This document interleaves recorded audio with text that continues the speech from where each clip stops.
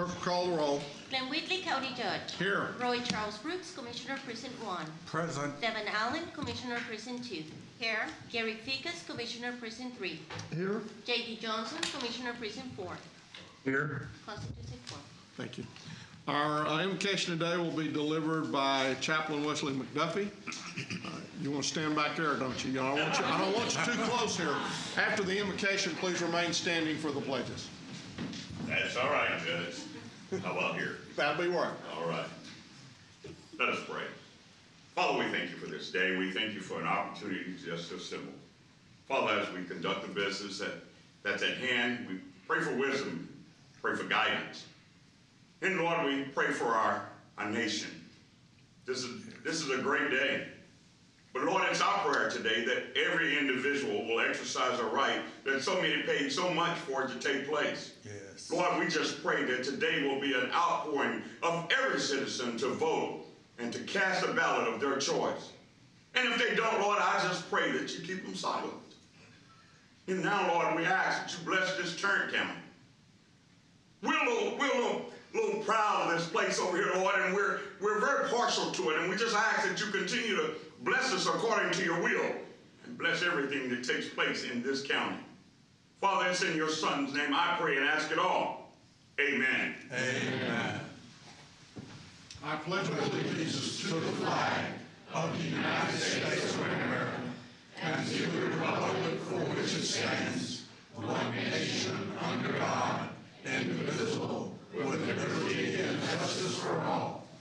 Honor the Texas flag. I pledge allegiance to thee, Texas, one state under God, one and indivisible. Thank you, Chaplain. Yes, sir. Mr. Manius.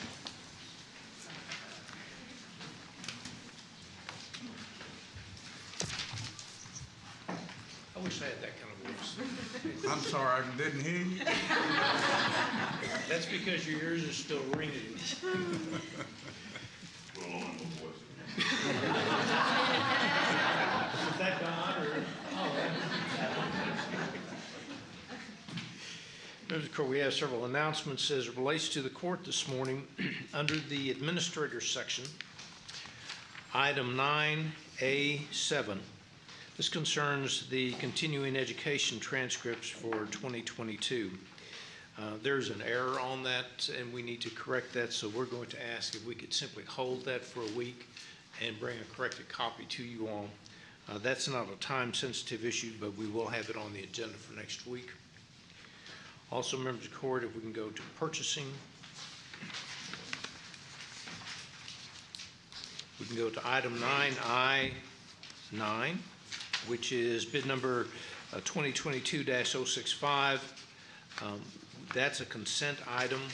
The purchasing department has asked that we remove that from the consent item, but we will be considering that whenever we get to that point.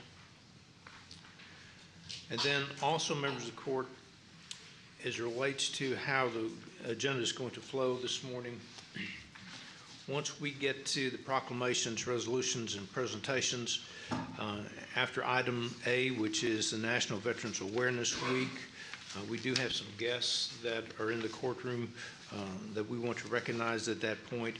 Immediately after that, we will go to a briefing item, and this deals with the presentation on the Medal of Honor presentation. Then we will go and finish up with the congratulatory resolution on the RISE program. And when we get to our section, the administrator section, then we're going to go to the update from UT Southwestern, and we'll have that also, and then we'll go through the normal agenda after that time. Yeah, we'll eventually get to normal. Whatever. We got a lot of great things going on today. And just to comment on the other briefing item we have, which is an update on public health, that is not going, we're not going to make a presentation. We'll just review the slide deck that's in your deck. Thank you, Ron. Thank you. Announcements, court members. I do just, of course, I think we all know that today's election day. And each of us up here has been a broken record about how important it is to make your voice heard in this election. I'll just say, especially for voters in Precinct 2 in Southeast Tarrant County, you have the opportunity to choose my successor. And I want to make sure that you have your say on who represents you and makes critical decisions about the things that affect your daily lives. So please make sure that you make your voice heard in this election. And then also on Monday, November 21st at 6:30 p.m., I will be hosting a virtual community update so that the community can hear about what's to come or what's next with the Southeast Connector project. So we'll be joined by TxDOT and South Point Constructors. And so this is the tremendously huge transportation road project for 820, Interstate 20, and Highway 287. So Monday, November 21st at 6:30 p.m., a virtual community update. And that's all I have. I would just add, we are celebrating Veterans Week. This entire week, our courthouse is lit up at night in green. If you look at the face of the clock, it's also green. And I want to thank facilities for helping us to do that. We owe a great debt, as was mentioned in our invocation, to all those who have made tremendous sacrifices, some the ultimate sacrifice, so that we can enjoy the freedoms that we have here, including the right to vote. I also want to encourage anyone who has not voted yet to do that. I would encourage you to go to our website, elections. Not only can they show you the list of where you can go and vote today, and you can vote in any location that is a polling location today, it'll also give you the wait times. So with all the locations you can go, you ought to be able to find one where you don't have to wait very long. And so I just encourage you to vote and to use that website so that it can be convenient for you to vote. Yes, sir. I do have something. I just want to, I guess, announce that we will have our 13th annual Tarrant Transportation Summit, and we're doing that in conjunction with Tarrant Regional Transportation Coalition. We're going to have a great program that we'll be sending out here in the next, hopefully sometime between now and Thanksgiving. And so look forward to it. It'll be a great event. So thank you. Anyone else? Okay, there being no other announcements at this time, then we'll move on to the approval of our minutes of the November 1st meeting. Move approval.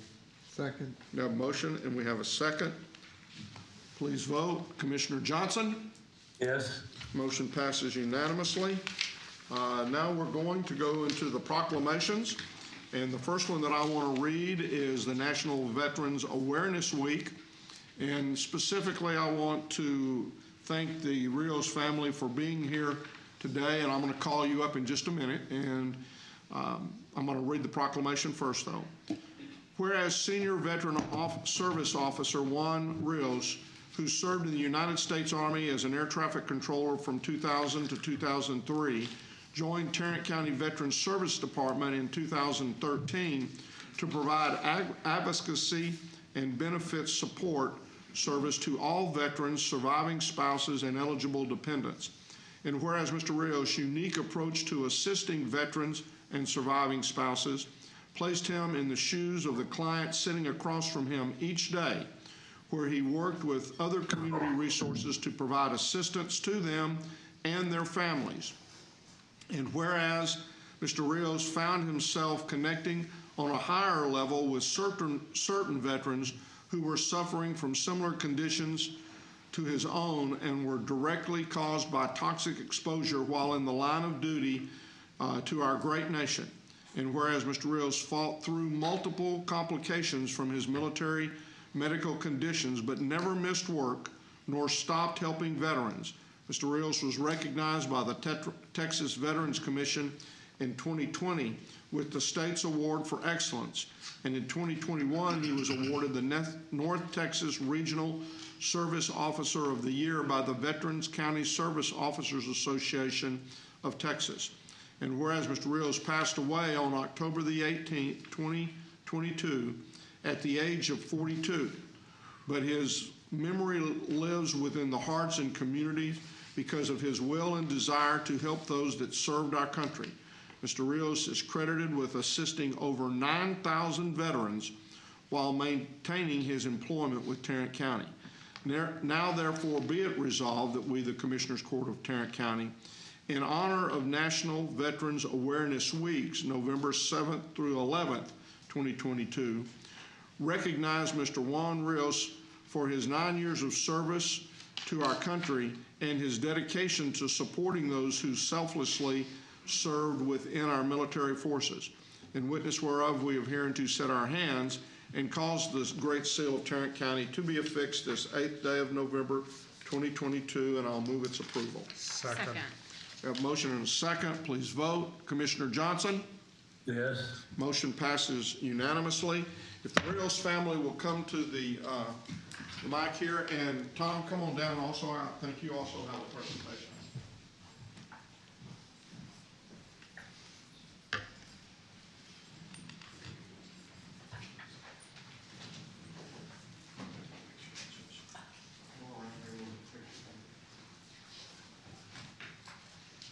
You can stand right up there in front of me.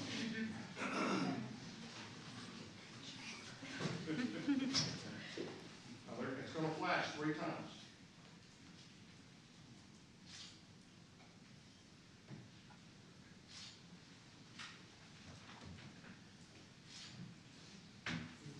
So much.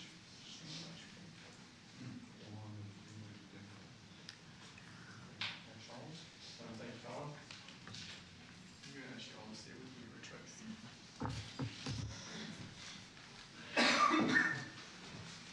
Morning, Judge. Morning, Commissioners. As always, I've always said that Veterans Week is my favorite time of the year, especially when we're recognizing the heroes that signed that blank check to our country and a sacrifice that can never truly be repaid. And today we're here also to honor a fellow co-worker, brother, and friend. I would like to thank the court and its members for its continued support to the Veterans Services Department and ensuring our veterans are a top priority here in Tarrant County. Every year we come together during the week where we recognize our veterans, both past and present. As I spoke before, veterans have signed that blank check to our great nation, the Army, Marine Corps, Navy, Coast Guard, Air Force. Service to one's country is truly one of the most selfless acts a person can make. There are many traits that we learn in the military, like integrity, honor, courage, and commitment. The traits that we learn in the military service also follow us into various careers that also lead us into professions that enable us to continue serving, especially in our own communities. Every year we have had the privilege of recognizing nonprofit organizations or individuals around the county that support our veterans. But this year it was very appropriate to recognize someone who has quietly advocated and supported our veterans for years from behind the scenes, and that person is Juan Rios. A Tarrant County VSO, and who was a voice for our veterans and surviving spouses in our community. A year ago, we were just recognizing his devotion to duty to our state and the 254 counties that we represent as a veteran service officer. Excuse me. He was also recognized, as the judge mentioned, by the Texas Veterans Commission for his outstanding work. With a heavy heart today, I stand here with the honor of recognizing my brother, a great friend, Juan Rios, posthumously. Juan, a United States Army veteran, Tarrant County Veteran Service Officer, has served his country honorably, and then came home to serve his community for 9 years. While battling his own health issues, he never complained. He never looked for sympathy. He always wanted to help the person in front of him and sitting across the desk from him. Juan is accredited with over 9,000 cases where he assisted surviving spouses and veterans. and during his employment, bringing in over $2.1 million in federal benefits to our county and community. Juan was not only a great coworker, but he was a brother, a best friend to those that worked with him each day. Since his passing in October, the past weeks have brought up the countless unforgettable memories and stories of Juan, and have brought both many laughs and many tears. He played an instrumental role in the success of Tarrant County's mission to ensure no veteran was left behind. A credo that I started in 2015, and he took it and ran with it. As a Marine Corps veteran, I could never tell my fellow Marines that my best friend was an Army veteran. But for all those who've served, we laugh or chuckle and understand the brother and sisterhood that military service brings. Standing behind me are Juan's mom, dad, sisters, nieces, and nephews of this great man that I had the privilege of calling my friend.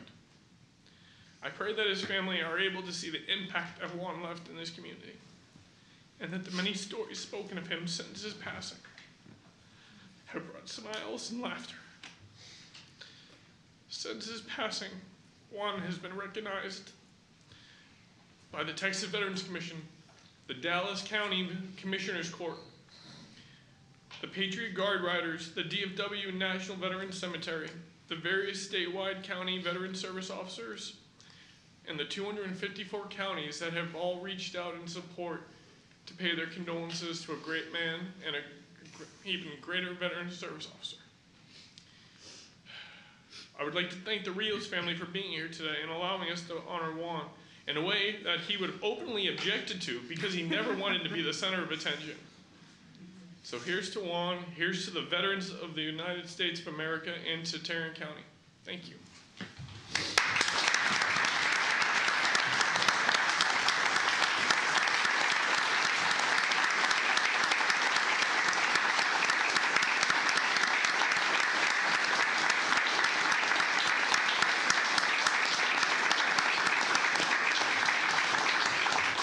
And very briefly, if it pleases the court, Tarrant County Veteran Services Department has a special presentation that we'd like to make on behalf of Juan and his military service and to the service to our county.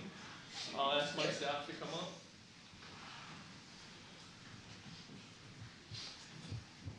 And I would also like to recognize James Henderson and Dominique Levette from Dallas County Veteran Services that are here today to support our brother Juan. So, please, on behalf of Tarrant County and Tarrant County Veteran Services, accept this shadow box of Juan's military service and devotion to our country, and to the countless veterans that he served with. He will forever live in our hearts, and our memories, and our dreams. And thank you for sharing him with us. Our children, of course.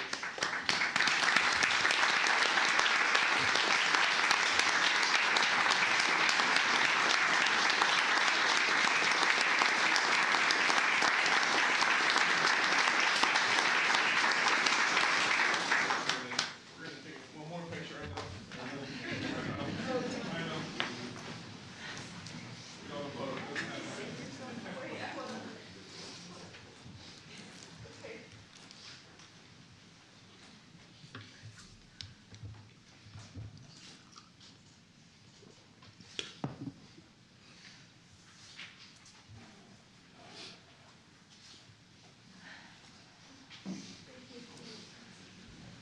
Thank you for your time. I appreciate it. You bet. Thank you, Tom. Thank you.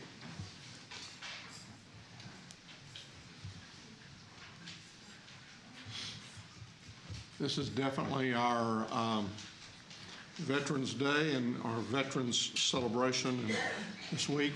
Next, I would like to introduce Chris Cassidy, retired U.S. Navy SEAL, former Chief Astronaut for NASA, and he's now the new president of our and CEO of the National Medal of Honor Museum. During his military career, Chris served 2 tours in Afghanistan, receiving the Bronze Star with the Combat V, and a second Bronze Star for combat leadership. In 2004, his platoon was awarded the Presidential Unit Citation for a 9-day operation in Afghanistan. As an astronaut, he completed 3 missions to space and 10 spacewalks, accumulating 377 days in space, the 5th most of any in American history. Chris, it's an honor to have you here today, and we're looking forward to your presentation. Well, Judge and Commissioners, thank you very much for your time. It's an honor to be here today, especially on this week. And if the story of Juan Rios doesn't move you on this Veterans Day, then it just hammers home why it's so special. And that's why we are so proud to bring the National Medal of Honor Museum right here to Tarrant County. And that's what I'll tell you about a little bit right now.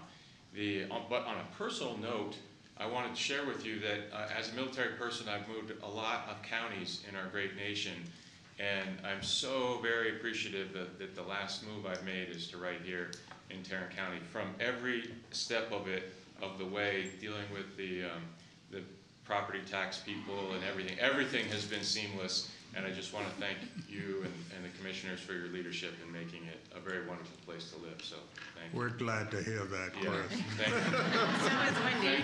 So is Wendy. I'm sure there's other stories that you have to deal with, but please accept the good news one. We'll take it. So the Medal of Honor Museum is under construction. We're building it right now in Arlington. I described the last 6 months as moving a bunch of dirt around because you wonder if there's actually a building being built while the drainage pipes and electrical conduit and all that. But now, actually, just yesterday, we started erecting the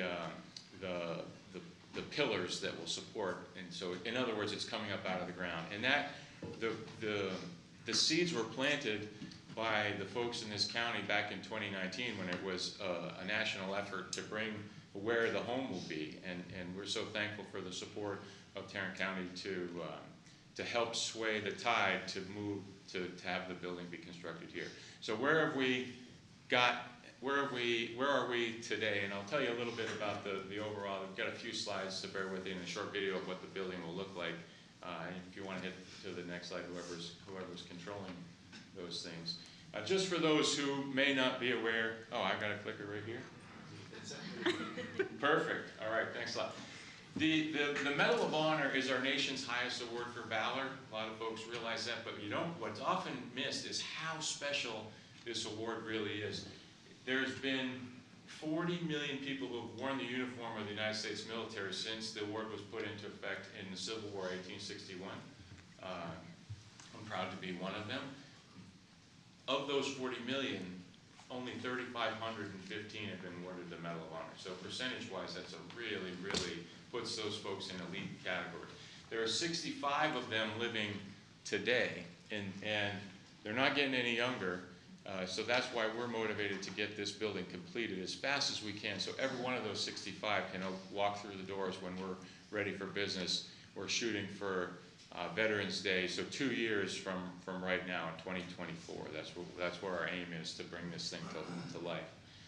The amazing support across the board. We have a robust board of directors, but we're really proud of the bipartisan support of 4 former U.S. presidents that are all actually really contributing, mostly with videos of support. President Bush himself has been to our groundbreaking and a few other events and ceremonies, so we're really privileged to have them on board, as well as Charlotte Jones as the chairman of our board. The project here in North Texas, everyone's most familiar with the museum. That's the physical bricks and mortar that we're building. But there's really 2 other important aspects of what we have going on, and that's a leadership institute that will be physically housed here in Arlington in the museum facilities, but that will have national reach. We strive to impact youth and adults across the nation, and the arm to do that is right there in the institute. It'll be organized in 3 centers: a youth center, an adult center, and then what we're describing as a think tank to bring universities and other organizations that explore the concepts of courage and honor, bring them together and sponsor research and discussions and symposiums and that sort of thing. In addition to the museum being open in 2024, we realized that, hey, we've got this amazing wealth of stories and living recipients. Why do we need to wait 2 years to start the content coming out in the Leadership Institute? So we are really ready to roll that out. We're working with Arlington ISD, and by the way, I'm really proud to be here with former Mayor Jeff Williams and my colleague Kristen Vandegrift. Both of Jeff's on the board and Kristen is my colleague on the staff. But we're already working with the Arlington School District and the superintendent there to bring to life a program that will have its, that'll be born here in Arlington, but then we'll use that as a model to spread it around the state and then around the country. Third and finally is a monument on the Mall in DC. Oftentimes people think, well, why the heck isn't the museum located in Washington, D.C.? Well, we think the best place for it is right here, but there's other reasons too. It's hard to find property in D.C. It's a long, multi-decade process to build a building. So strategically we decided a monument there is probably the better way to go, with the museum being somewhere else in the country, right here in Tarrant County. The construction of the monument is a little further delayed in time just because there's quite a process to go through to get that completed. You have to have legislation in order to do so, and we're very proud of the fact that last year it passed unanimously in the House and the Senate, and President Biden signed it into law right around Christmas time of last year, authorizing us a plot of land for our monument on the mall itself. So that's where we are with that. Our fundraising efforts are biased now towards raising money for the building here in Texas, and then once we close that out, we'll shift our money to the monument fundraising. So where are we with the museum? March of 25th, a little known fact, is Medal of Honor Day in our country. And so that by no small coincidence that did we break ground on March 25th of this year. Very nice ceremony in Arlington. Right now, as I mentioned at the beginning, we have concrete poured. We have a large part of the foundation is complete. And the building itself, you'll see in a video, and you can kind of see on the rightmost picture on the screen, is the museum is suspended by these 5 gigantic pillars, each of those pillars representing a military service branch. And those pillars have are arriving on site. In fact, a portion of the first one was installed yesterday. So a very exciting time for us. So I mentioned the Institute. It's really to inspire a world where everyone answers a call to live and lead with honor. That's our mission in the Institute. And I talked a bit about that already, the youth and the adult component. But the recipients themselves, and me too, quite honestly, are most excited about the Institute. We think the museum will be an amazing place to inspire people with stories of courage and sacrifice, and that's what we want the visitors to leave with their heart burning for how can I lead a better life, how can I be more courageous in my life, whether it's having a tough conversation with your teenage kid or whatever. But the Institute is a way where we can get across America, so that's why we're really excited about that. The monument, I just mentioned that the process last year, we're blessed with a lot of corporate sponsors in the beginning of our efforts 2019, 2020, largely due to COVID. We were focused on individuals and families who could support us because businesses were closed. Now businesses are open again, and we're working hard to expand our network of corporate sponsorships. So you see some of those listed right there. I think this is a video. If I click the button.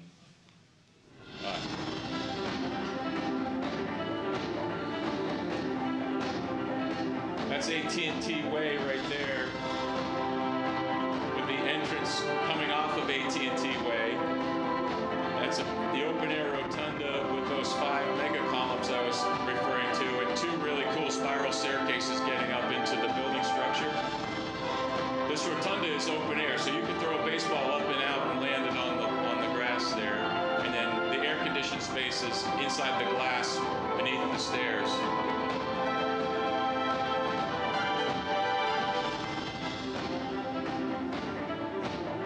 As you enter, you can take, we'll take a quick elevator ride up to the museum deck. Oop. Well, the elevator will bring you up to the museum deck, and then there's about 35,000 square feet of museum space in that upper deck, and really arranged in a way that is not chronological, not by conflict, but by coming to the rescue, the ultimate sacrifice, heroes among us, the battle after the battle. So there's because courage in 1861 is no different than courage today. So we can put recipients from all eras next to each other to tell different stories. It's really a museum of storytelling. These are early renderings of what the museum will look like. Our team is still working through exactly what the layout will be and what the experiences are. When you're complete with the museum, you come back downstairs and all the normal stuff that you have in a museum, food and beverage, retail. The Institute has offices in this downstairs spot is additionally a 220-person theater and a great hall that can be used for a variety of different events and county meetings, whatever you have in store. Total square footage is around 100,000 square feet when you include everything in that lower level and the museum deck itself. Beautiful views of the lake and the ballpark and in close proximity to the new convention center that's being built and all the wonderful activity and construction and development that's going on in Almaden. We're so very proud to add another dimension to everything that it goes on in the entertainment district. On a personal note, I just wanted to share, since it is Veterans Day and every veteran has their story, you know, I never, when I was a young guy, imagined I would be standing before a court telling about a Medal of Honor museum, let alone a career of flying rockets. But it was all because the United States Navy let me be in it when I was 17 years old, and opportunities just kept opening up, and great mentors allowed me to pursue goals and dreams. So I just wanted to give a shout out for our military today on this Veterans Day week. With that, thank you very much for your time. Happy to take any questions. I think what our hope is that we can discuss making a contribution to this next week, and you know, hopefully we'll be able to. The request was for $1 million, and I hope that we can do that. And could not be prouder of the people who you have brought into this area.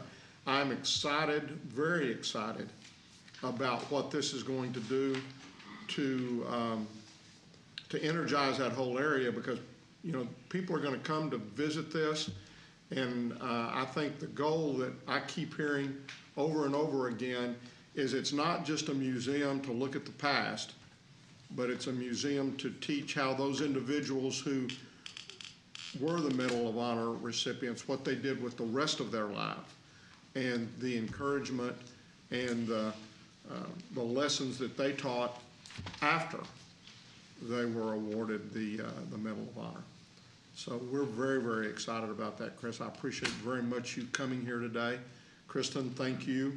Jeff, I know both of y'all were very instrumental in getting this located here in Arlington and in Tarrant County, and I too can't think of a better place, because I don't think there's a more patriotic county in this country than the one we're standing in and working in and living in right now. So we're excited about it, and hopefully we'll have some good news for you next week. Thank you for your support, Judge. Appreciate it, Commissioner. And I know you got to catch a plane, so Yeah. go ahead. Well, I did just want to add that I know when we were in the top running for selection sites, that between the judge and I know this court supported a resolution in support of the museum, and you know, between the dinners and the meetings and writing the letters and all of that, we certainly have tried to be as supportive as possible. But I did just want to recognize Mayor Williams, because he did so much heavy lifting,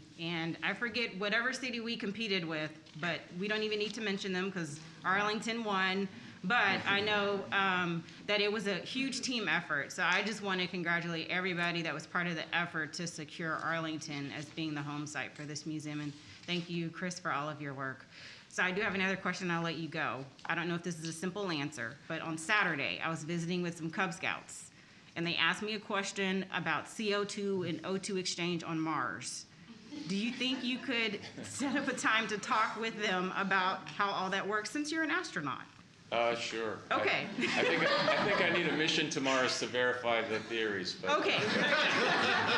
Okay, And thank I'll bet you'd love to go. you. Yeah. Thank you for your career, Judge, and Commissioner Johnson. Appreciate you. Thank you very much. Thank you.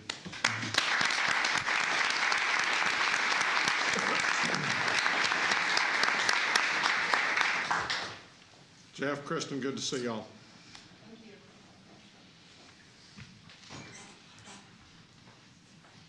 I'm telling you, folks, it can't get much better. But it's going to get a little bit better. Because now we're going to go, it's the UT, is it the UT Southwestern we're doing next? We're going to do the RISE. We're going to do the RISE next. And I want to thank the following individuals for that and ask them to come to the podium. One of which is a ex-Marine. Does that no, just Marine, right? Just Marine. Okay, well, Judge Carr, come on forward. Judge Wynn. And then also Pamela Williams. Is Pamela? You've got Valerie Warren with us. Okay. Judge. Valerie Warren. Bring everybody forward. I got it, Judge. Okay, you're going. Yeah. Okay. Well, I'm not sure if any other members of the court or those in the audience have attended the RISE graduation in years past. I did attend for the first time last year, and I was just struck by the honesty and the stories of overcoming. And there was just, I forget what church it was at, the graduation. But there was so much support in the room. And certainly, I missed the event this year, but certainly in recognition of their 10th anniversary, I wanted to be sure to recognize their collective efforts. So I'll read this.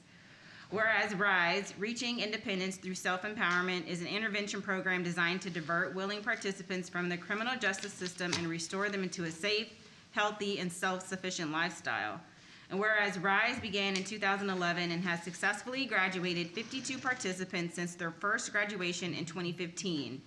And whereas it truly takes a village to elevate those who have persevered through uncertain times to rise to a successful quality of life by not only having the serving hands of judicial support, but also the support of Tarrant County Adult Probation, or CSCD, the Salvation Army, Union Gospel Mission, the NET, the Women's Center, and MHMR. And whereas RISE focuses on carefully planning the pathway and providing assessments tailored to the participants' needs in order to maximize effectiveness. Whereas the participant success stories are the epitome of reaching one's full potential, and with some participants working for Fortune 500 companies, obtaining advanced degrees in social work and criminal justice, and working in diverse industries that maximize their skill set, abilities, and passions. And whereas RISE has a vision of hope that every woman can unlock their abilities to overcome their life-altering obstacles. Yes, I love that. One step at a time, with the support of Tarrant County Criminal Court Specialty Programs. Now therefore be it resolved that we, the Commissioners Court of Tarrant County, do hereby commend and congratulate RISE participants, Judge Wynn, Judge Carr, the Tarrant County CSCD and program partners within the community as they celebrate their 10th anniversary, and witness whereof we have hereunto set our hands and cause the seal of Tarrant County to be affixed this 8th day of November, 2022. And with that, I move for approval. Second. We have a motion and a second. Please vote. Commissioner Johnson? Yes. Motion passes unanimously.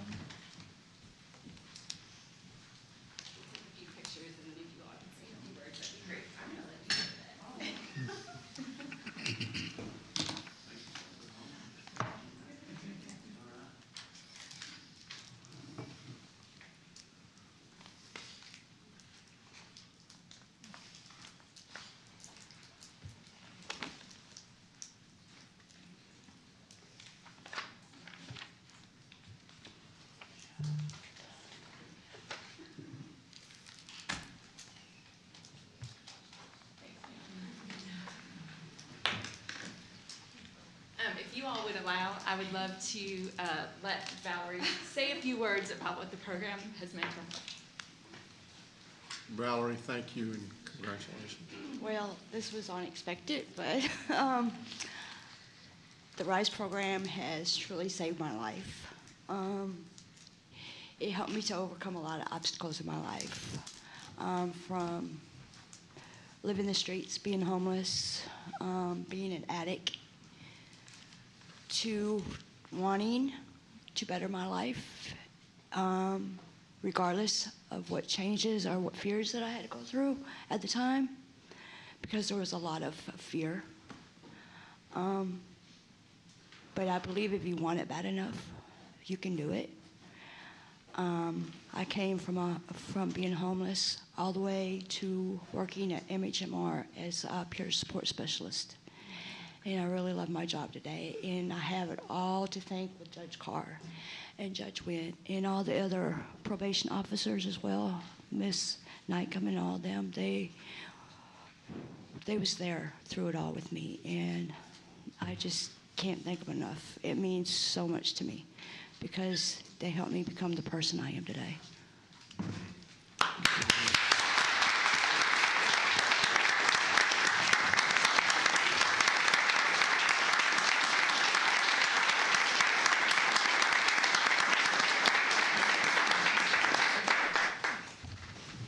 Just really quick, I do want to thank you, Commissioner Allen, for the opportunity to be here today, and thank Judge Carr for letting me ride shotgun with him on this for the last couple years. He's about to retire, and I know many of you in this room are aware of that, and there's going to be a huge hole left in the criminal courts building when he walks out. But this was his vision 10 years ago. And so, we have had, as Commissioner Allen said, 52 graduates from the program. And those women have gone on to, much like Valerie, to success, and they've passed the torch. As Valerie said, she's now working with MHMR, and she is helping us, as one of our partners is MHMR, helping the women that are still in the program. And that's our goal. And so we have people like Valerie that have graduated, and their success has become their family's success, and their coworkers' success, and their friends' success. And so Valerie's a perfect example of how this kind of has snowballed. When you bring the resources from our partners like the NET, the Women's Center, the Salvation Army, Union Gospel Mission, and of course MHMR, we really can make a difference. And in that criminal courts building, there are not a lot of success stories. There's a lot of pain and a lot of sadness down there, except for the RISE program, because this is success and this is healing, and we're just so very proud. So thank you. Thank you,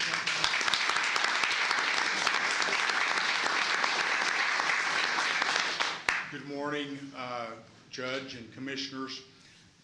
The way the RISE program started was I'd already started a mental health program and a veterans program, but I kept seeing this parade of women come in front of me that were charged with usually sex-related offenses, or they had those sort of encounters in their past.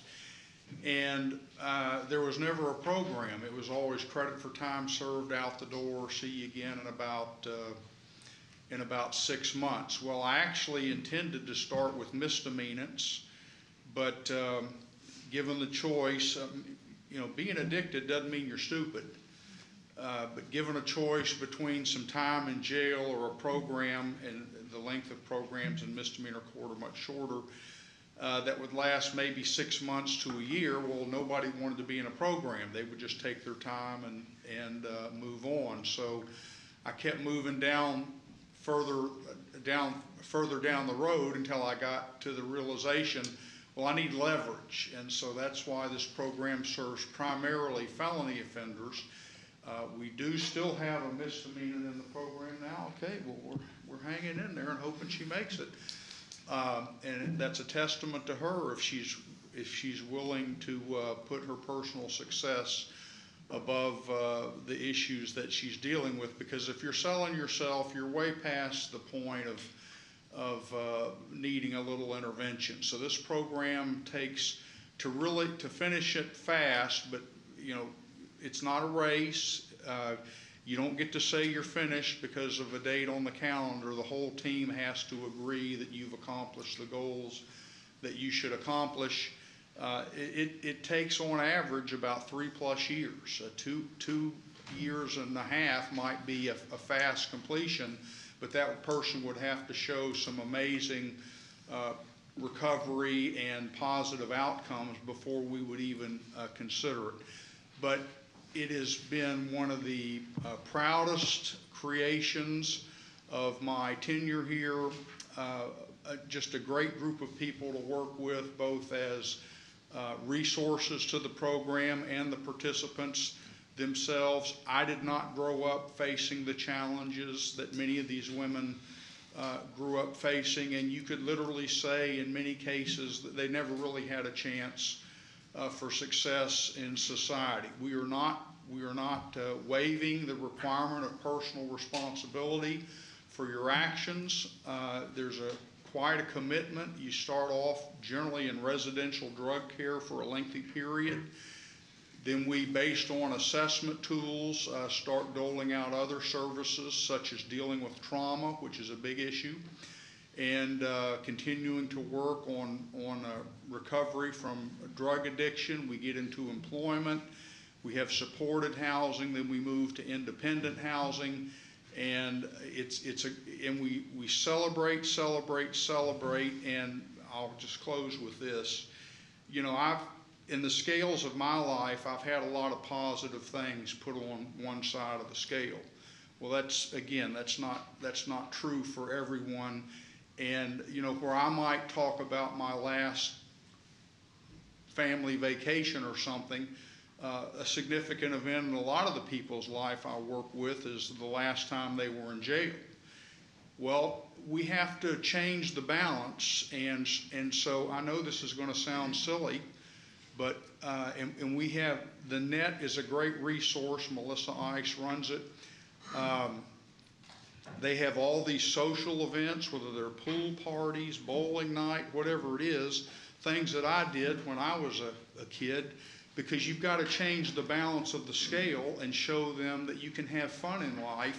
And then, but when things start closing in, you're not going to run to your old answer, which was drugs or a pimp or something else. You are going to go work your resources or the tools that you have learned, and that's why it takes so long, because we have to change the frame of reference, and it's redoing it 1,000 times, just like you learn how to ride a bike until you don't fall anymore. So as I head out the door, I've said many times the most proudest accomplishments that I'll think that I've had here is working with the people in all these programs, because it has truly been an honor.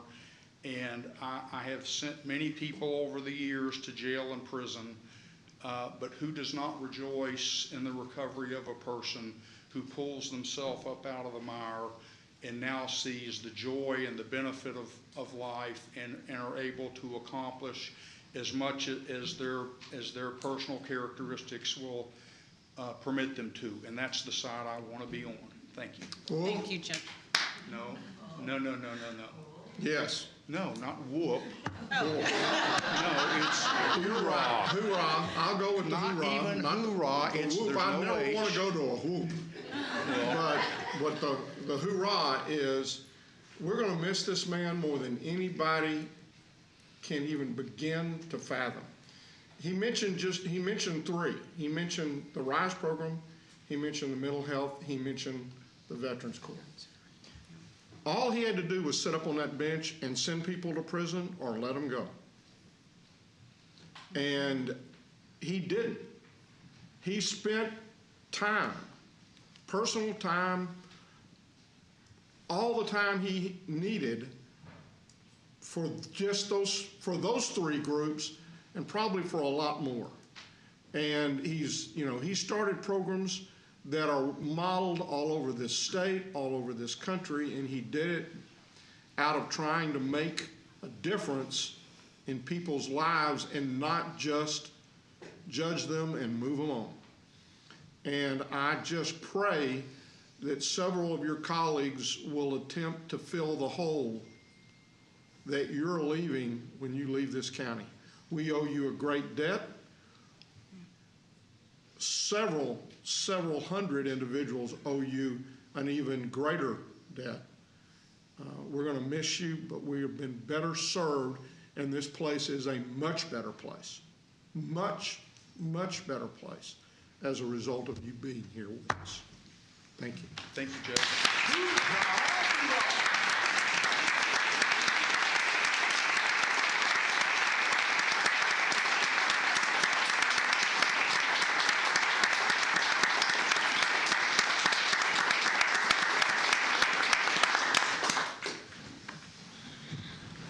These people are the people who make Tarrant County what Tarrant County is. There's many of you in the room that go well beyond the 8 to 5 schedule to help people out and to make this a better place to live. So thank you again, Judge, for being here today. Thank you, sir. Next, we are going to continue the celebrations today. And at this time, we're going to call on Dr. Keith Augenbright. I've known Keith since he was a baby doctor. Not a baby doctor, but a baby doctor. And it's been an honor to have worked with him many years before I came to the county, and even more of an honor to work with him many years since I came to the county. He's with the Moncrief Cancer Institute. I know, Commissioner Brooks, this is a very special presentation that you've been a big part in. So, Keith, welcome. Thank you, Judge, Commissioners. Those are some tough acts to follow. Yeah, they are. So I'd like to give you a interim report on the grant that Moncrief Cancer Institute and UT Southwestern was awarded back in January for the through the ARPA funds. The problem was that the cancer screenings dropped dramatically during the COVID-19 pandemic, and our charge has been to bring those screenings back up into their historical rates, if not surpass them. The first thing that we did is we hired 2 new community outreach staff. You'll see Danny Crawford on the left here and Sandra Perez on the right. They both have a degree in public health and are well-versed in community engagement. We reached out to numerous outside organizations, churches, recreation centers, FQHCs, health networks, senior citizen centers, in order to get the word out. We recognize that there are barriers to care, cost, access, transportation, and language, and so we made a concerted effort to eliminate those barriers by eliminating the economic costs of the screenings, having our mobile screening clinic go into the underserved neighborhoods, making sure that our materials were not only culturally appropriate but also multilingual. And here you see the results of our first 9 months.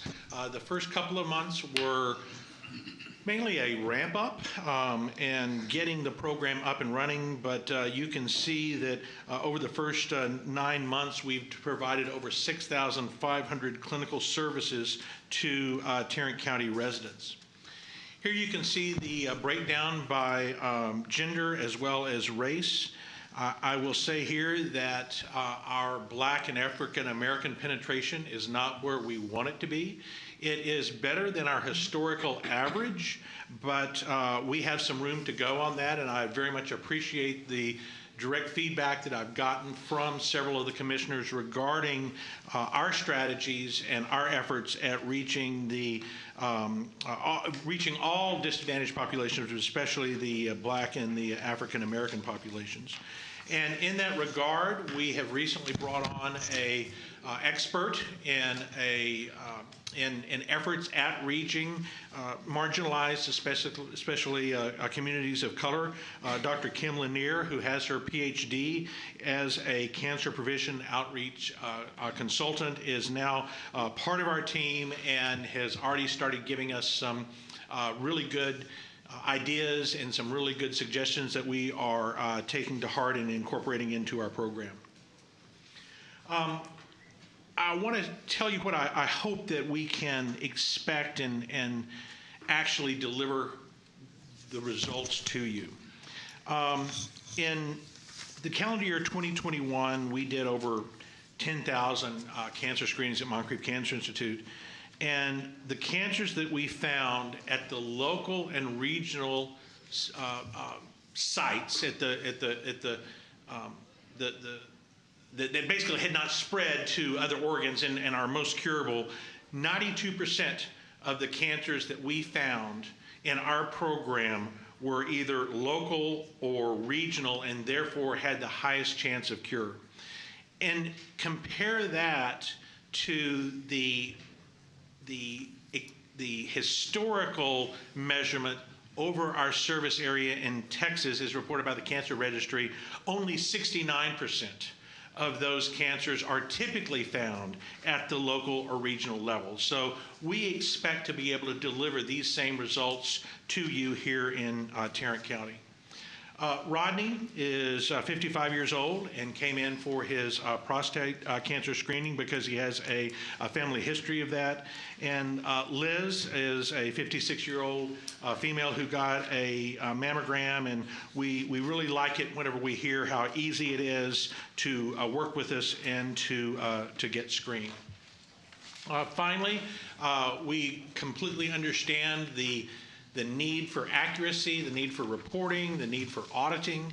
And so every quarter we report back to the county reimbursement statistics, the community outreach activities, the list of screening events, and our marketing and outreach program. So I again want to thank you for the opportunity to be part of this program, for your confidence in us, and we'll be happy to take any questions. I would like to see, I guess this is more directed towards UGK, is the latest quarterly report that lists out some of these things. I know that I think each of our offices have, but certainly my office, it worked closely with our outreach specialists assigned to Precinct 2 to give specific recommendations on community leaders they should connect with and community events that they could, piggyback off of and all of that. While I'm happy that any person received a screening that perhaps was overdue or just in time, I am disappointed, as I shared with you, disappointed by the numbers, not just in the Black African community, but also in the Asian community.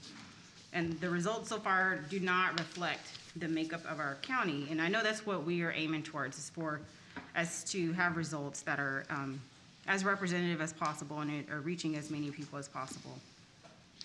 I will say that I'm looking forward to, between now and December 31st, looking forward to meeting the new consultant that you brought on, Dr. Lanier, yeah. Okay, Dr. Lanier, and working closely with her and others on your team so that we can try to shore up those shortfalls. And I would also add that even beyond that, I'm willing to be supportive in the effort because I believe so strongly in the work that you all do and how critical this resource is, in terms of screenings. So I am worried, though, even though I do have confidence in you all, I am worried because we've had a year, and yes, there was a ramp-up period. I just want to make sure that the program is resourced well enough and that the outreach team has enough capacity to really do the work that's needed for such a diverse community. So that's my main concern, is the capacity from an outreach standpoint. That's all I have. I very much appreciate your comments and have appreciated working with you and with your staff, and acknowledge that there are certainly areas that we can improve, and that we look forward to meeting with you between now and the end of your service in order to codify those suggestions into actionable items. Sounds good. Thank you.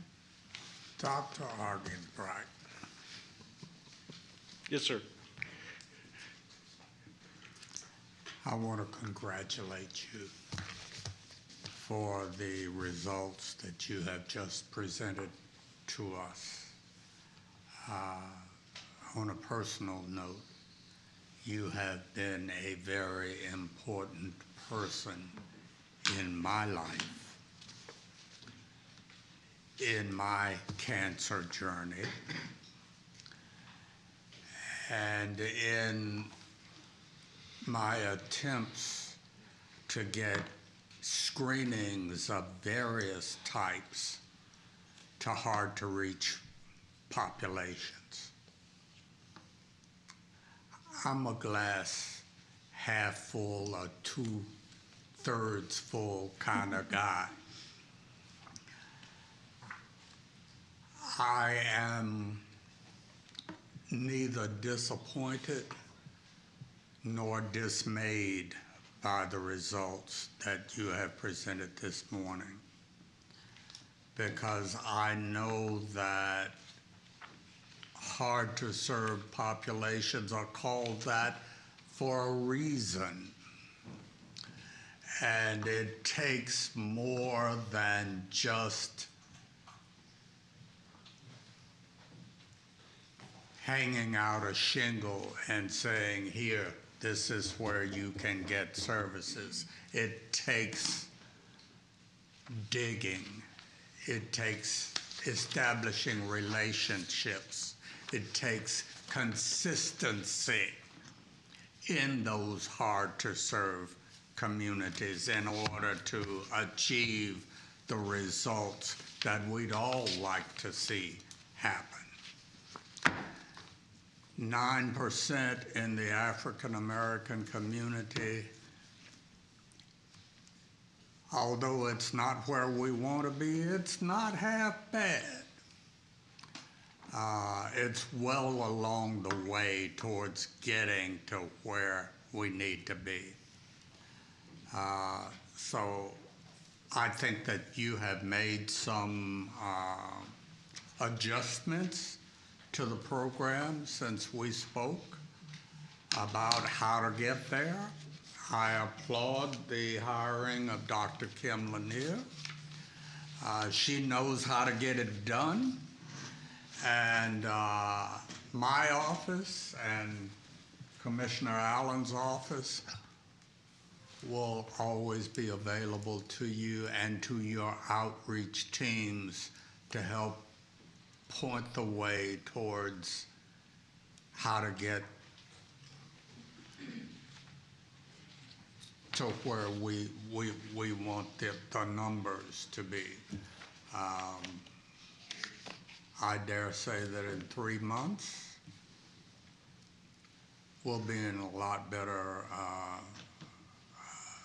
our standing will be a lot better than it is right now, and I look forward to achieving those enhanced results. Thank you for your leadership on this issue and for being my friend. Well, likewise, and I appreciate your comments. They're very, very sweet. Thank you. Yes, sir. Yes, sir. Doctor, I want to thank you for reaching out to all areas of Tarrant County. You and I have sat down on a number of occasions and talked about things that we can do to enhance what you do in my precinct. And I appreciate that, very much so. So just keep it up. And as Commissioner Brooks said, congratulations. Congratulations. Thank you. Very, thank you. Good to see you, Keith. Good. Thank you all. You know what, before we get into the routine, we're going to take about a 5-minute break. I've kind of enjoyed where we are so far. I don't want to spoil that by getting into normal business. I was going to be up next. I know. That's precisely why we're taking a 5-minute recess.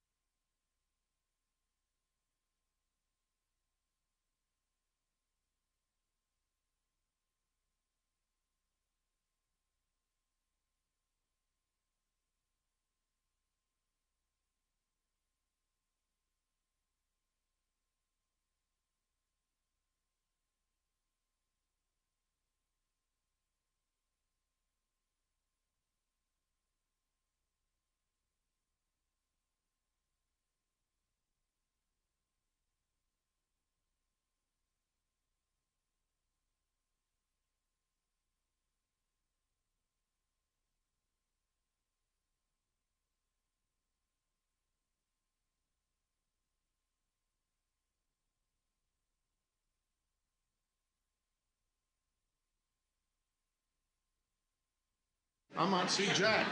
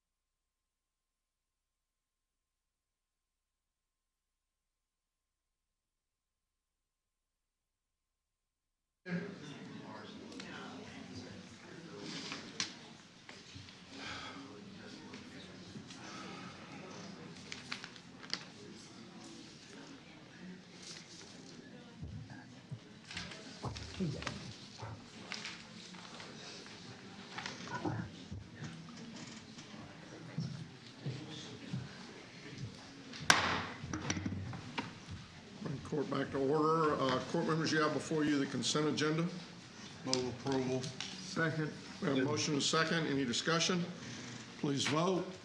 Commissioner Johnson? Yes. Motion passes unanimously. So, members of the court, if we can go to the administrator's section on item number 1, we're requesting that the Commissioners Court receive and file the staff report concerning the coronavirus for the week of November 1st through the 6th. Move to receive and file. Second. We have a motion and a second. Any discussion? Please vote. Commissioner Johnson? Yes. Motion passes unanimously. Members of the court, on item number 2, this is a standing item as it relates to the American Rescue Plan. And what we're asking, that first of all, there's no changes to the Fiscal Recovery Fund's budget. Also on item B on that, there are 2 items that we're going to be discussing later that are going to be funded by ARPA there on attachment A. We're requesting that you receive and file this document. Move to receive and file. Second. We have a motion and a second. Any discussion? Please vote. Commissioner Johnson? Yes. Motion passes unanimously. Members of the court, on item number 3, we're requesting that the Commissioners Court approve the Tarrant County 911 District's proposed FY23 budget. And the court was briefed previously on this. Ms. Decker, who is the executive director, is in the audience. If you have any questions, also I'd like to recognize the chair of the 911 district, which is Don Croson out of Arlington, and Rick Brunson, who is our representative, is the vice chair. We stand ready to ask any or answer any questions. If you have none, we're requesting approval. I move for approval. Second. We have a motion and a second. Don, I appreciate you being here today. I will tell you, Arlington really outdid itself as we went through COVID. Don and I had several conversations, and I can't tell you how much I appreciate the work you did and Arlington did throughout that process as far as testing sites, vaccine sites, and then just pitching in and helping out whenever we needed help. So thank you very much. Please vote. Commissioner Johnson? Yes. Motion passes unanimously. Thank you, Your Honor. Thank you. Ms. Tidwell. We have one item that we're asking the court to consider this morning, and that is to receive and file the auditor's report related to the review of motor vehicle controls over the merchant contracts, and you have the department's response attached. Move approval. Second. We have a motion and a second. Any discussion? Please vote. Commissioner Johnson? Yes. Motion passes unanimously.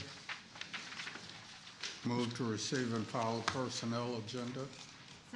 We have a motion and a second to receive and file the personnel agenda. Please vote. Commissioner Johnson? Yes. Motion passes unanimously. Good morning and thank you.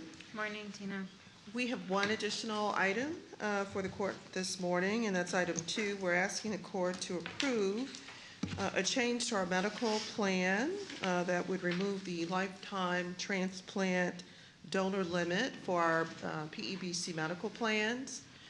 We were recently made aware of a situation involving a PEBC member who was in the process of going through the transplant donor service. And so we discovered that there is an outdated provision in our plan that limits that benefit to $10,000. And so that is not in keeping with industry standards, not by a long shot. And so we want to make sure that this member is able to proceed with transplant services without this limit being in place. So the board, our PEBC board, had an emergency meeting about this recently, and so the recommendation before the court today is to remove that limit effective November 1st. And then also the court should be aware that if this change is approved, even if the limit is approved, the stop loss coverage will still be intact. And so we made sure of that and have received confirmation of that fact. Move approval. Second with a question. Yes, ma'am. So we're removing the $10,000 lifetime limit. And there's a person right now who's being significantly impacted by this. Yes, ma'am. Do we have any sense of how many others of our plan members have been? You know, that was a question that came up in our discussion because we were like, how could we have not known this previously? And what the discussion that we heard from United Healthcare was that typically providers submit the claim in such a way that the limit is not an issue. Okay. And apparently in this case, the way that the claim was submitted caused this to surface, and we're all scratching our heads going, how could we have not known this? Sure. So anyway, we want to fix it, we want to make it right, and we want to do what's right for our member. Okay. Well, and that's a good thing, though, that at least others who potentially needed the care weren't prevented from getting it. I feel certain that we would have heard from any of our members who would have been impacted in that way. Very good. Thank you. Yeah, that was the same question, and a lot of us just, I mean, we know a lot of people who've had transplants. So I don't necessarily fully buy what happened in this particular instance. Don't care. We're correcting it. I mean, for the bottom line of the deal is we were going to be paying somewhere between $4,000 and $10,000 a week for dialysis. Okay. So this is a Well, that person was going to have to go through dialysis. that's an even bigger part of the deal. Exactly. If there's no further discussion, please vote. Commissioner Johnson? Yes. Motion passes unanimously. And Judge, before I take my seat, if I could just remind our employees. You have something going on? Yeah, we do. We do. It's called annual benefits enrollment. And the last day for employees to make their elections known for next year is tomorrow. And so benefit enrollment ends tomorrow, November 9th. So please, employees, if you've not gotten with PBSC, our Payroll Benefits Service Center, if you need assistance, go down to the 3rd floor of this building. They're happy to assist you. You can also call extension 2861. Thank you. Thanks, Tina. Come on down, Benny. Judge, Commissioners, I have 2 contracts for you. I would normally submit these as consent agenda items, but because they are partially ARPA funded, they require your approval today. So the first is the approval of the fiscal year 23 contract with Collin County for the provision of post-adjudication residential treatment services with Tarrant County. This is for kids that require long-term residential treatment. Second. We have a motion and a second. Any discussion? Please vote. Commissioner Johnson? Yes. Motion passes unanimously. Second is the approval of the fiscal year 2023 contract with Collin County for the provision of post-adjudication sex offender residential treatment services. Move for approval. Second. We have a motion and a second. Any discussion? Please vote. Commissioner Johnson? Yes. Motion passes unanimously. Okay, now it's been a long time since I've done this. But I do think that now, come on down. You ain't him. And I almost forgot it. But I do think that today is a day that we need to put a few things on the deal. You know, Texas even won. But so did a little school called LSU that beat Alabama. So just out of maybe one of those past times with Jack, and next week, hopefully I might put that up again. And if I do, and Jack, if you're listening, just understand that we're going to whoop y'all next week. I'm texting him right now. I just asked him, I was like, do you really think he's listening? Well, let me put it this way. If Arkansas were to win, I got a feeling Jack might come and visit us next week, even if he has to drive in from Arkansas. Yep, that would be true. That will be true, but he won't be here if what's going to happen happens, and that's that he loses. Go right ahead. All right. I'm sorry, Melissa, I'm going to try to save you some time. Thank you. I know we pulled one item off of consent, number 9, right? Right. Because we Okay. normally take that up as an action item, so it was a mistake. Okay, so then, if my colleagues are fine with this, if we can just take these items as a slate. So purchasing 1, 2, 3, 4, 5, 6, 7, 8, and 9, I move for approval. Second. We have a motion and a second, just to spite GK. Please vote. Commissioner Johnson? Yes. Motion passes unanimously on all 9 items. Well, thank you. Thank you, Melissa. I volunteer every week to do his agenda. And No, he you never don't. takes me No, up. you don't. Thank you. Thanks. As long as the criminal district attorney's office does not object. Okay, are there any appointments today? Yes, I move to reappoint Amanda Arizola to the JPS Board of Managers. Second. We have a motion and a second. Please vote. Commissioner Johnson? Yes. Motion passes unanimously. I got emails and text messages from several folks with regards to our bail bonds board. I know that Molly Jones is retiring this year, and so we need to appoint another county criminal court judge, and this will be effective, I guess, January 1st. January 1. Okay. It'll be when? January 1. Okay, and I talked with Commissioner Johnson about that, and so I would like to move that we appoint Carrie Walker, and again, that was the recommendation of the administrative judge for the county criminal courts. Second. And we have a second, so we have a motion and a second. Please vote. Commissioner Johnson? Yes. Motion passes unanimously. Court members, you have before you the claims including the addendum. Move approval of the claims including the addendum. Second? We have a motion and a second. Please vote. Commissioner Johnson? Yes. Motion passes unanimously. I think we've covered all of our briefing items. Yes, the emerging health issues is that information is in your book. Okay. Public comments. Daniel Bennett. Morning, sir. Morning, Judge Whitley, Commissioners. My name is Daniel Bennett. I've spoken to you on a series of issues with the Turner Appraisal District. I'd like to finish up, being November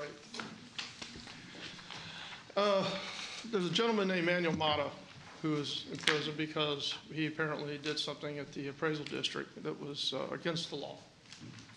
But the things he did right at the appraisal district was on June 12th, he exercised his right as a citizen to video the meeting. And as I've spoken to you before, these meetings are not ever videoed, put online for review. So he did a great service to Tarrant County. It's on this coming agenda under the chief appraiser discussion items, finally after 5 years of me asking for it. So I commend Manuel Mata getting something done. I couldn't, and it takes more than just one. But let's talk about him in the last 2 minutes. On June 30th, he wanted to exercise his right to video the next meeting. And because the press showed up, there was not room for him, and he was denied access, though he was there before the press. He was first in line. He's actually in the building. He was told to leave. He didn't have credentials. Well, the moment he didn't have credentials, he was elevated as a citizen. Citizens have greater rights than the press, and he still was kept out of the building. Let's fast forward to August 12th. He's invited to the back boardroom and put in the spot. All of a sudden, now he is press. They put him in a little box.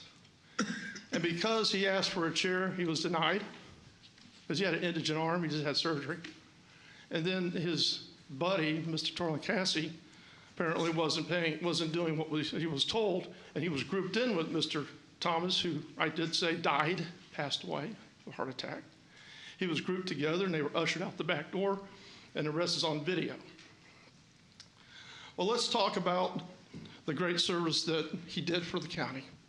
In that meeting that he filmed, he was able to show that a private citizen was being attacked by the district. And it encompassed the chief appraiser, and it encompassed Randy Armstrong, head of residential. And there was a TDLR complaint filed. Here's the signature page for the complaint. And the people that actually signed the complaint was Joe Ashton, the mayor of River Oaks, George Dotson, councilman of Colleyville, Gary Halsey, Mayor Haslett, Mayor Jacob, Mayor of Lakeside, Texas, Mr. Gary Lasada, the former board member, Mr. Manuel Mata. Is a signature on that. It's down at TDLR. And he was ushered out of that building. This was filed in June. The complaints were opened in July, and he was arrested August 12th. And he was denied access to the building. And I'm wondering if this is partly responsible for the actions that happened to him that day, because his signature is on this complaint against the chief appraiser and the head of residential. Thank you. Thank you, Mr. Bennett. Next is Cody Warren.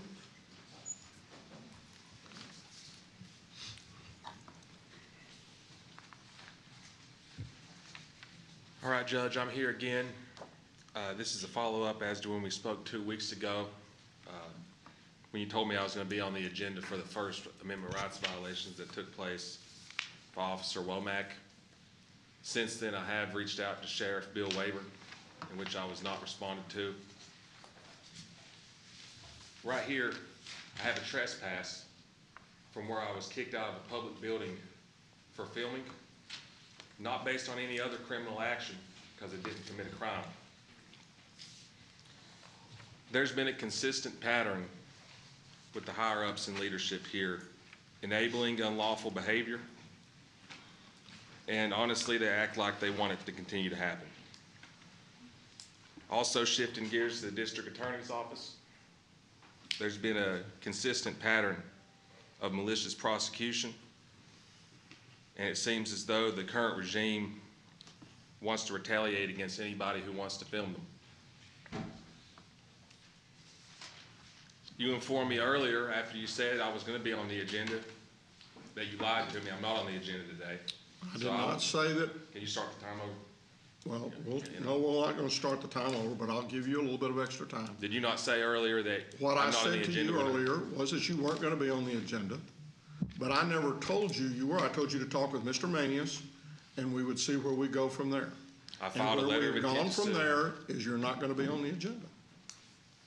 Then that's okay. I'll take you to federal court. But, you know, you relayed that you're trying to get out of here. You don't want to be here for that, you know, which is real unfortunate. And back to what I said earlier, that's the kind of behavior that's been displayed over and over and over again. which is enabling officers to break the law, they're only getting 6 months of training. The solution to that, I think they need 2 years training. Another solution is if officers are going to act outside the law and violate citizens' rights, they should be fired, no questions asked. Why are you not firing officers that are not upholding their constitutional oath as we sit here and celebrate Veterans Day? Veterans Day is supposed to be a part of upholding the Constitution, which you have shown time and time again that's not what you intend to do as a leader. And personally, in my opinion, if you have a problem with upholding the Constitution and citizens' rights, I don't think you should wait till January to resign. I think you should resign immediately. Same with Sharon Wilson, who's currently prosecuting a man for filming a traffic stop, which is completely First Amendment protected activity. And you also have sheriff's deputies that think it's okay to abuse women. And it seems like the higher ups, they don't ever fire them. It's like they want to see the citizens get abused and they don't respect us. Thank you. I believe that's all of the public comments that we have today. So with that, we will recess our open meeting, proceed to close to discuss items exempt under section 551.071, 072, 074, 076, and 087 of the Texas Government Code.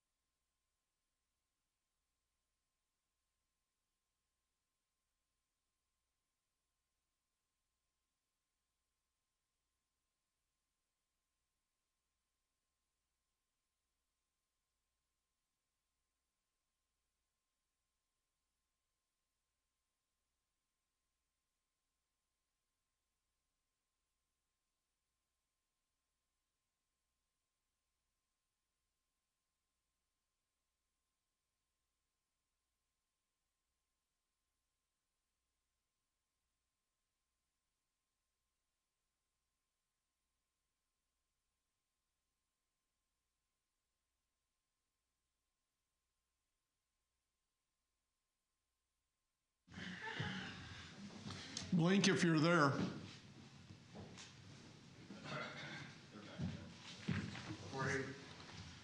Having returned from closed session, there being no business to conduct at this time, we stand adjourned. I was here. Okay.